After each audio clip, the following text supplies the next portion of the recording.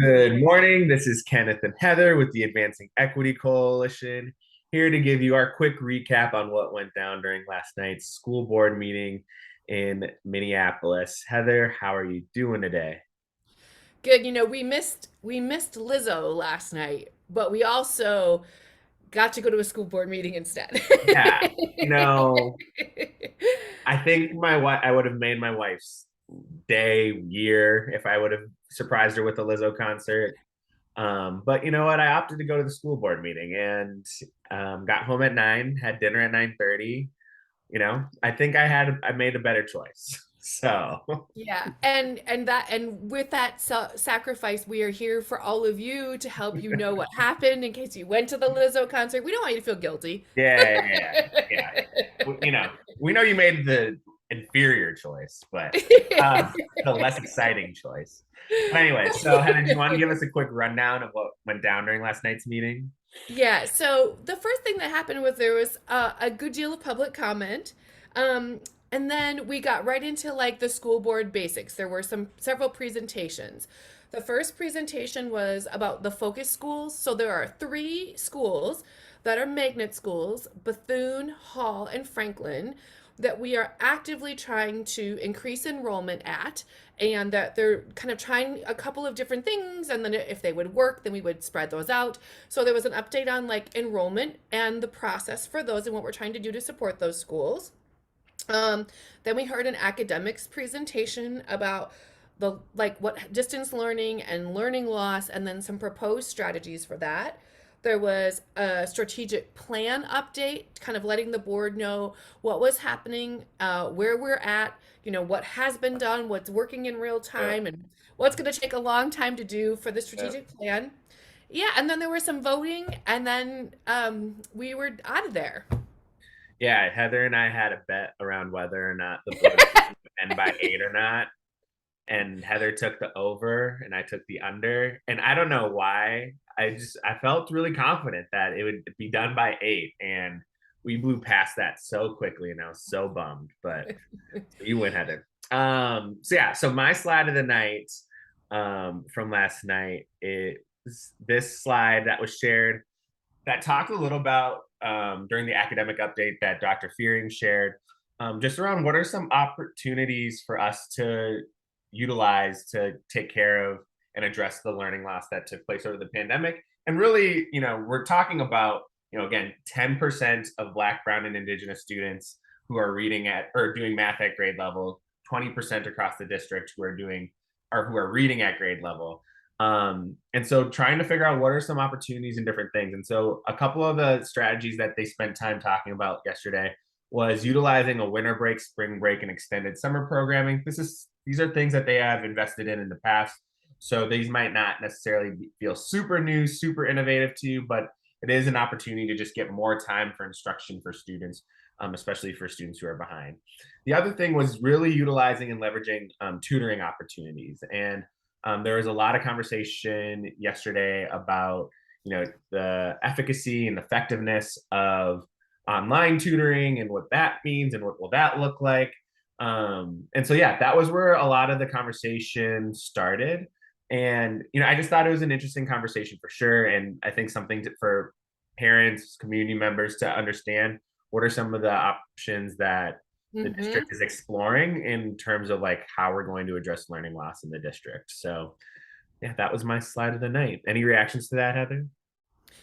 Yeah, I would just say for parents out there, this would be a really good time since we know that that fast data happened, and this is a really good time. Your child's teacher has should have fast test data so that you can know where your kiddo is in comparison to like grade level standards. If that's so this would be parent teacher conferences are coming up next week. This is a wonderful opportunity for you to ask to see that fast data. I personally, as a parent, think it's one of the easiest to understand tests that our students take. And so don't be afraid to ask your teacher for that. Yeah, exactly. And to explain it, right? And to explain like what does that mean for Yeah. me a child is, what skills like do we need to work on, treat it like a diagnostic for your car, right? Like you wouldn't leave the auto body shop or your mechanic being like, okay, what do I not understanding what you need to know, right? Like, tell me exactly what I need to know about how my car is functioning, and can it make it another 6 months? Can like, what does it look like over the next year? So anyway, um, let's go to our most valuable moment. Heather, do you want to start us off? My most valuable moment goes to Superintendent Cox, interim Superintendent Rochelle Cox. I thought her answers last night were both encouraging and honest. Um, I thought that specifically one conversation where we talked about this tension between, the fact that we have a tighter and more restrictive budget and we have this massive learning loss issue to deal with. And she did say that when we're thinking about the 2022-2023 school year budget, we are going to have to decide if we are going to uphold the board's strategic plan and its initiatives, or, and I quote her, fund the status quo. And what I really appreciated her being transparent about the fact that, like, we won't actually have the money to fund all of it. We are going to have to make decisions. And there were several points throughout the night where I felt like she was really honest. I think another runner up would be when a board member asked, "Hey, when we are short on staff, does that negatively affect student experience?" And she said, "Yeah.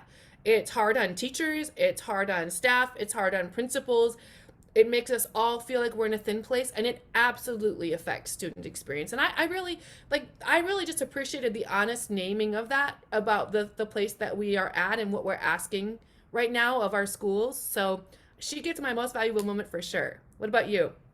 Yeah, my most valuable moment goes to Director Surrio and Director Ali. I thought they asked really important and critical questions about the effectiveness of online tutoring, especially after what we've learned after online learning through the pandemic.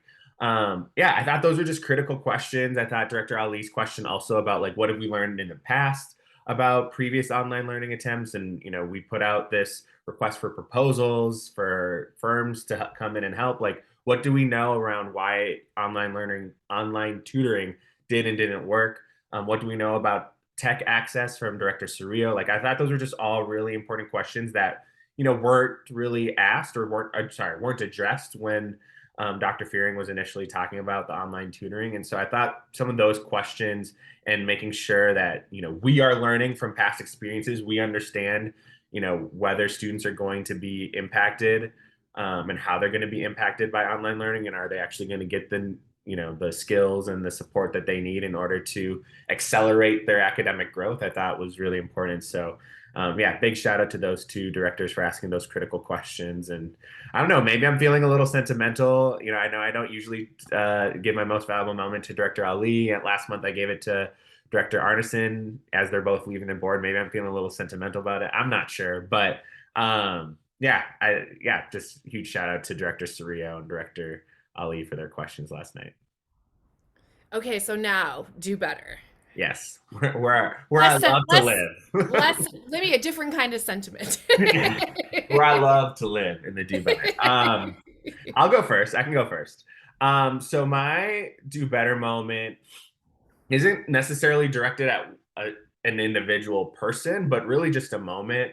Last night during public comment, we heard a lot of teachers talk about their pay being messed up, being underpaid, people being put in the wrong steps and lanes, which basically means that they're not on the right pay track or pay scale that they should be based on their experience or based on their level of education. And that's really terrible, right? Like, I could not imagine going to work and expecting a paycheck and being severely underpaid. We even heard an experience of a teacher who was severely underpaid for multiple years and couldn't even recoup all the money that they're underpaid because of the payroll issues. And I just think, yeah, that's really unfortunate and really shitty. And you wouldn't want to work in a place, and that definitely demoralizes you. And so I just think that with all of that happening, right, like, we need to understand the impact of the cuts that we continue to ask everybody to make, right? And when we Mhm. say, like, oh, we want to cut from Davis because we want to um, preserve the investment in the classroom, well, a cut from Davis does impact the classroom, right? Because when they're cutting from finance, they're cutting from payroll. I think we learned that there's only one person in payroll right now in the district or something unbelievable like that. And to manage the paychecks of, however many 6,000 employees, that's a really challenging proposition. And so, not making excuses for anyone, certainly, but like again, when we're saying what we value during the budgeting season, we have to be really thoughtful about like this is why we have a public education system, right? Because we want to work together. We want to um, try to mainstream some of these operational things so school buildings can focus on schools, but that doesn't mean some of the operational things um, that support the mission don't matter as well. So that was just a really unfortunate. I just felt really bad for those teachers that experienced that, and it was really frustrating that teachers are experiencing that, and like also feels very frustrating for our system to be in a place where we have to continue to cut, so that and that impacts the day to day life of teachers and how that impacts their culture in their buildings and their classrooms. That's tough. It was tough to hear. Yeah, It was tough to be in the room, especially while we're watching one teacher cutting out her laminating projects that I'm sure she's using for a lesson planning today, right? I yeah. mean, yeah. So I think my do better moment really comes down to um, a lack of urgency around the crisis of the citizens of our city. We saw during the academic presentation last month, right? We know how the pandemic and distance learning has negatively affected our opportunity gap. It has negatively affected even more so students of color. And I will just say that the few things that I heard academics saying last night really felt like very small, one off propositions for a very large systemic problem. And I will also just name that it's clear if you look around the country, other districts are way ahead of us in this exploration.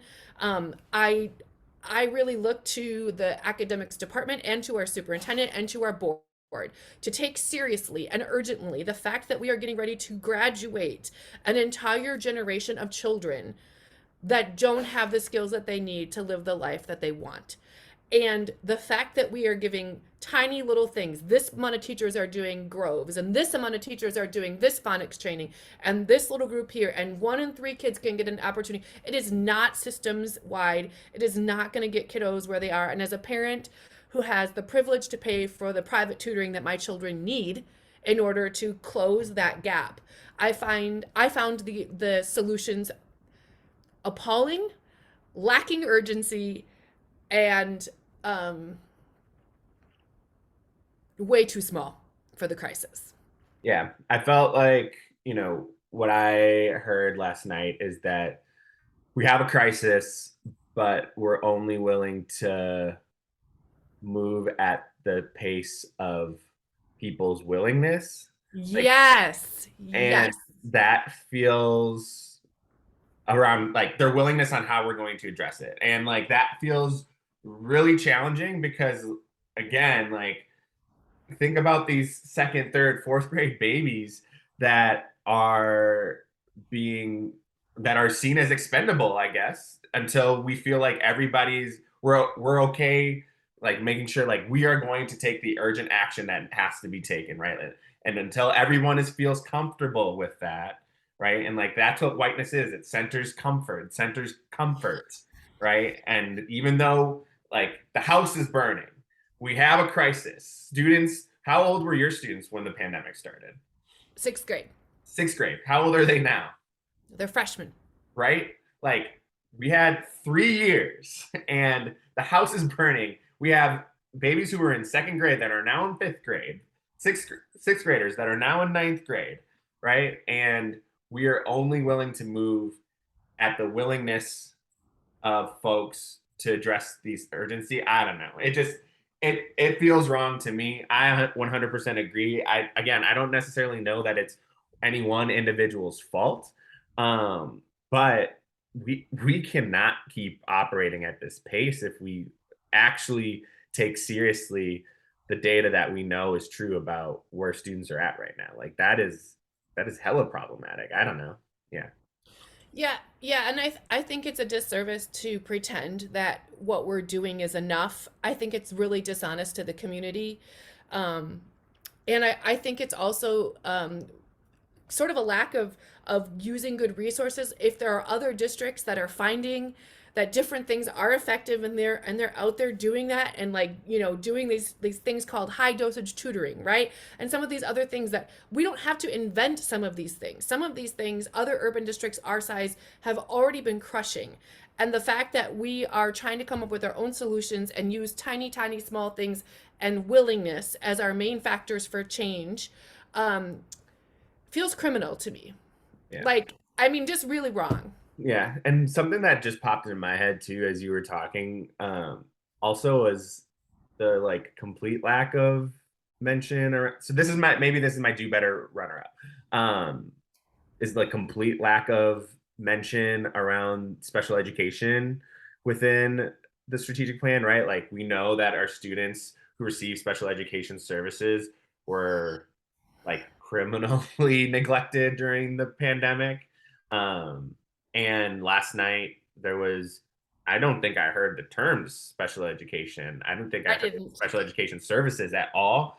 And like this was one of my biggest critiques of the strategic plan is like there was not enough clear focus on special education, right? Like, and I mean, you can say that about the strategic plan, the CDD, like whatever. Like, you can just keep going and going and going about it. But like, this is what happens: is we're so focused on certain things, but like when it comes to like drilling down on like what are your priorities, and we're just missing a whole group of folks, like whole group of students that are vulnerable, just like everybody. Like I don't know, we're Owed hours.